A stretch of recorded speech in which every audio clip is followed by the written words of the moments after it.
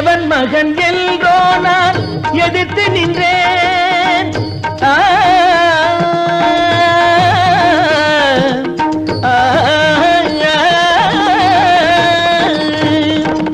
எவன் மகன் என்றோ நான் எதிர்த்து நின்றேன்.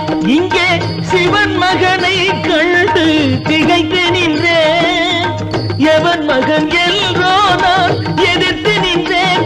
இங்கே சிவன் மகனை கண்டு திகைத்து நின்றேன். உன்னிடமே அன்று அடம் பிடித்தேன்.